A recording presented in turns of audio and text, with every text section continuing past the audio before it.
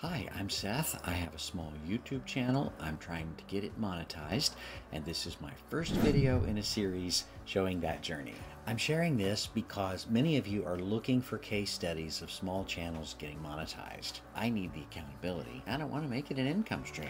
Each video is going to have three things. It's going to have my stats, the tips I learned about making videos, and the tips I learned about YouTube business. I'm going to put them into use, share them with you, and we'll see if they work together. Now, just to level up, in case you may not know, YouTube's business plan is that they provide great video content for you to watch so that they can show you ads and charge the people advertising.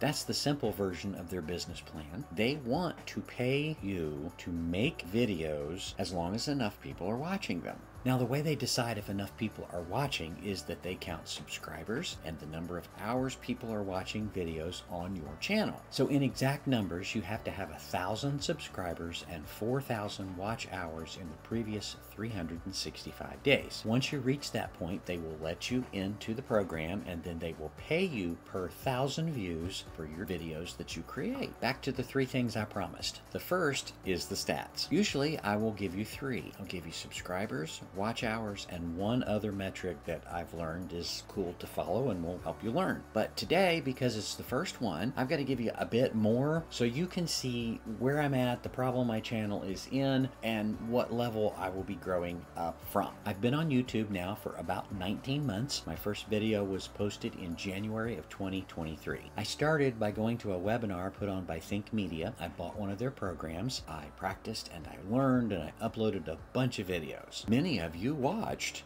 Thank you very much. And my little channel started to grow. To show you where my channel is now, I've got a couple of really cool milestones to share. The first one happened on August 27th of this year, 2024, when I hit 100,000 views. This is a cool award that vidIQ sent me. It's a tool that I use that monitors my channel. Then the next one I got was 400 subscribers just a few days later on August 31st of 2024. Thank you so much for both of these, because without you watching, I wouldn't have a channel.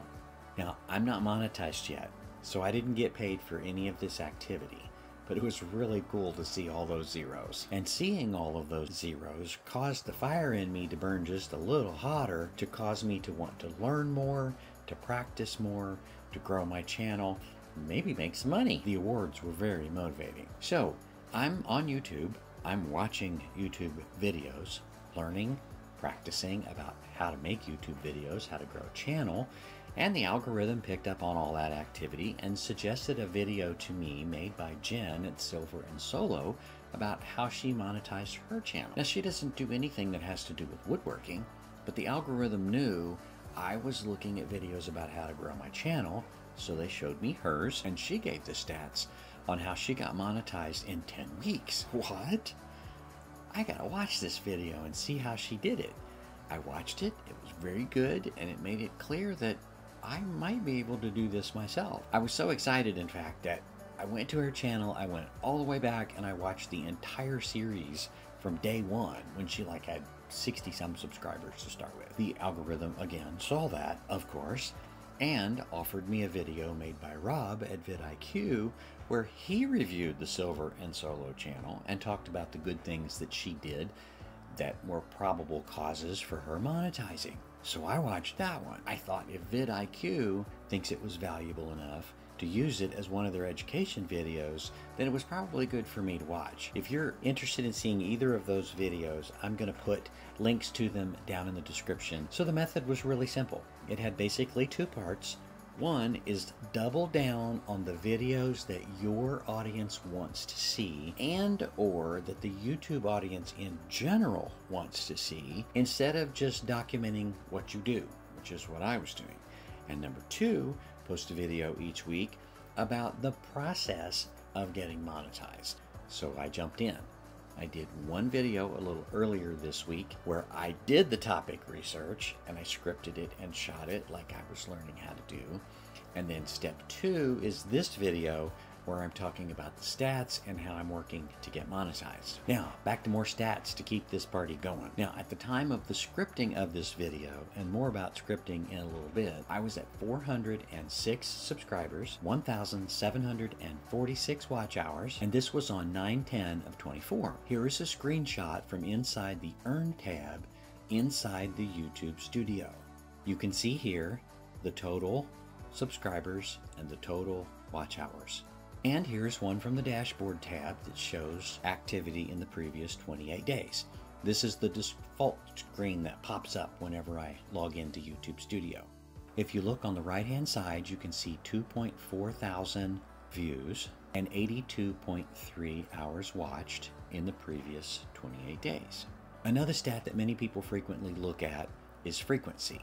How often do you post and what's your consistency? I'm bringing that up because I've put myself in a little bit of a bad spot because there were 36 days between my previous videos. This is a big gap. It's way too big of a gap, I think, and we'll see what effect it has. But I stopped because I was trying to learn this new method. It's a new way of making video choices for the topics, or at least it was new to me. I'll let you know how it goes next Sunday and a little more about how I learned that later on in this video. So to summarize, before I get into the tips, I had 406 subscribers, 1,746 watch time hours, and then I showed you the stats for the previous 28 days.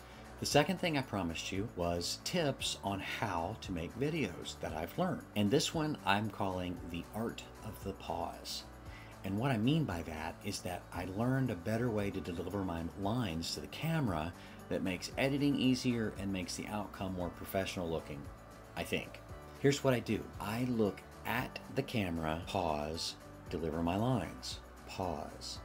Then I look down and get information about what I'm going to say next. So I look back at the camera, pause, say the new thing that I decided I was going to say, pause, repeat, repeat, repeat. In CapCut, there's this cool feature that allows you to remove all of the pauses that are longer than a normal conversational pause. Click of a button. Since I am looking at the camera and pausing before I speak and after I speak, it never catches me, like looking down at my paper, except when I want you to see it.